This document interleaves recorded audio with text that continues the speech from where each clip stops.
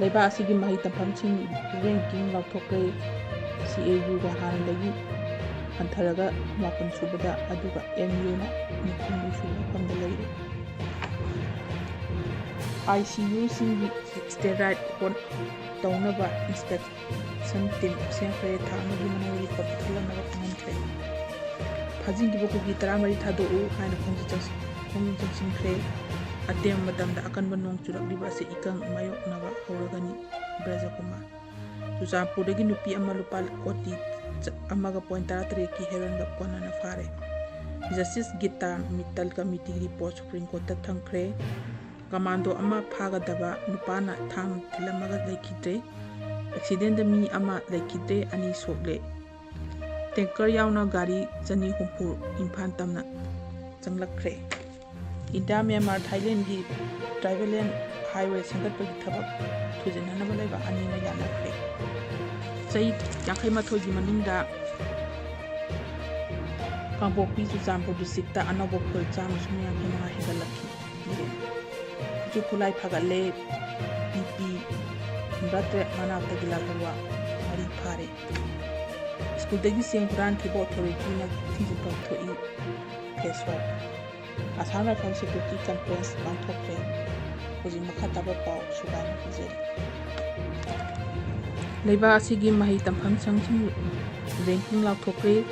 CAU na hanadagi hantharaga mapan subada aduga MU na nipungdu subafamda lei. IRF Indian Institute Ranking Framework 12 isingani sumna kuntaru rakhokti bagaloina Manipur University ani top yankhai gi manung chalabasu hanagi ranking adudagi hantarakre. Anover ranking adu na CAU gi hanadagi hantaraga kumapan subada aduga MU na nipungdu subafamda laikre. IRF isingani sumna kun taruki matungina mamang jaitur isingani sumna kumanga gi ranking da Central Agriculture University ase kun taruk suba mafam da lairam badung sahi asida mafam ahum hantaraga kumapan subada laire aduga Manipur University na mamang sahi da ranking pu subada lairam ba adu sahi asida rank ahum hantaraga nipungdu subafam da laikre. CAU na Central University gi apon gi oiba kumapan suba mafam da laiba se overall index score Jamaban Kutong point Kumpuni Pan Pamdi Hanadagi rank ahum hantarabasu Manipur on the party rank wangba institution oili. Awang Poki Apau University gi manung desan mangamdi. Manipur University gi Kanchipur ase overall oina score Jamaban sumna ahum point putare pangdi University sibasana makata national ranking hantarabli. Ing Sonsani Pan sumna kumari the University ase rank Kutrama subada lakibani ing sosalam ko mangadana ring full da lakrab matung ing sosalam ko darutan ring nikum do subada lakibani. IRIF na singan suno ko daru sida awang no poki Central University sing masing yam uba fangli list asigi top yang ka institution da awang no poki University Nepal yawang ngamli awang no pok state sing da lairiba University sing manungda Arunachal Pradesh da laiba Rajiv Gandhi University da kwadi wangba taramari subi mafam da lairi Shillongi North East Hills University gi Nihuda Konipan subada position da Manipur Central Agriculture University na kumapan subada position amasung Tezpur University na kuntra suba position da laiba ngamli awang no poki ate University gi manungda Mizoram University jo kothama nitoi suba Assam University na kuntra taruk suba Madina Nagaland University na ikun nitoi suba mafam da laiba Manipur University gi rank ama haigatna laiba ngamli masigi matakta Sikkim University amasung Tripura University na rank putaru usung putare suba mafam da lai mamang sa iga samdna bada Arunachal Pradesh gi Rajiv Gandhi University ase mafam ama hantaraga taramni mari subada lagli nihuna mafam ama kakalaga kunipan subada lagli adu moina mo CAU Mizoram University Nagaland University amasung Manipur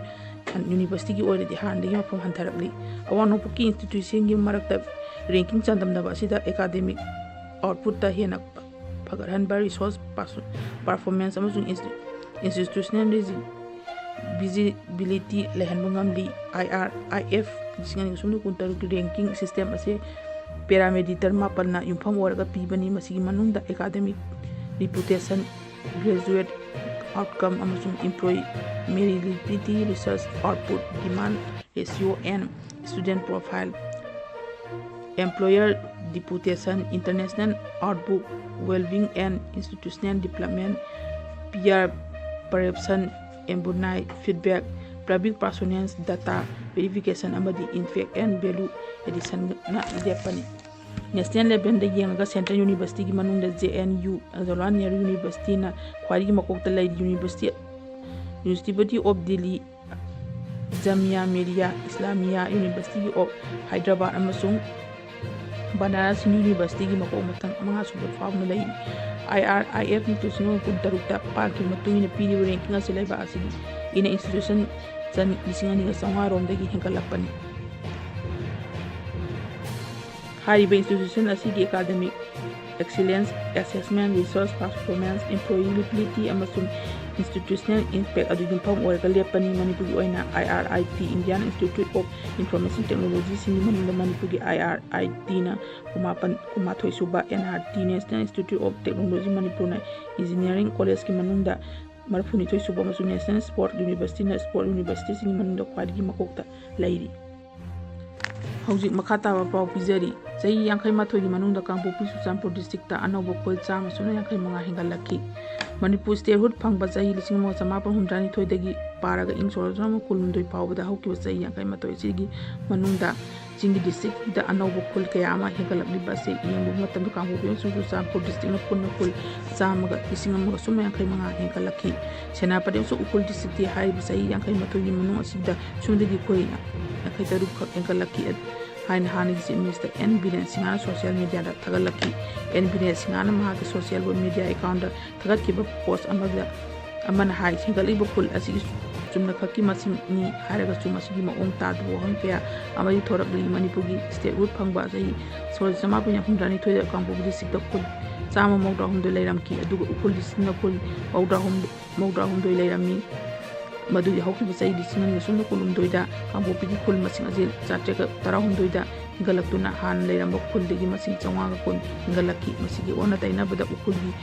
Kundrahum de Lairamba, do in Sosana Kulundoigi, Atanda Kul, Chamatrain to the Hingalakuna, Han Lairamba Masing de Sunadi Kul, Trampanka, Hingalapa, Tingnari, Hari Mo, Sisu Buddhistiki, Oina, Ing Sosama Pahundran to the Punakul, Saunga Kuntram, Mapa Lairamki, Adu in Sosama Kulundoidana, Punakul. Janipang Humdra Marida, Hingalaktuni, Hana Lerama Kul Masindi Kul, Janga Kuntramanga Hingalaki, Senapati Districti, or a Yangumatan Hoki was a Sosama Humdra Nitoida, Punakun, Jama, Mapalambadik in Sosama. So listening to Kulum Doida, Kul Jama Humputer, Oiduna Handi Kun, Tatare, Hapsilaki, Kul District, Amus Senapa District, Hoki was a Yakamatu Sang, Amatu Kul Yasi, laying the later Karikum Makta Juja. Kaigidamak Churanpur district amasuka Kangpopi district anobo kun ki masing asuk yam hengalakli bo asigi maram karigino haina su NB singana mana post adu yam hangli tungi horok libu miron di makta khallaga masi haksina lobo yam mafam mani masigi furo masung na traw madu matakta target tawroga haibana te bukin singna amadi karibu wapyo masi karamba chakuna uhalakli bano haiba adugi wakalon da loren demography du sound agong bala libase mina si haibani Potoli wakam asi Manipur amad Leibak asigi interest ni haiba loren mana ngasi potoli wakam adu official amadi satellite ki record da Leibak aduni maram aduna haiba wakam asi ikon akawa maikai romda unaba kanani mina si katana su patai district kharagi khul masing hengalakpagi matang da su thagat lakhi gani haina NB na funduki haujuk lo shelapod makha taba pau pijari Commando ama phaga da banupan thang thilambada lekidre ngasi numidang thawad mojing da Manipur Police Commando pasne ama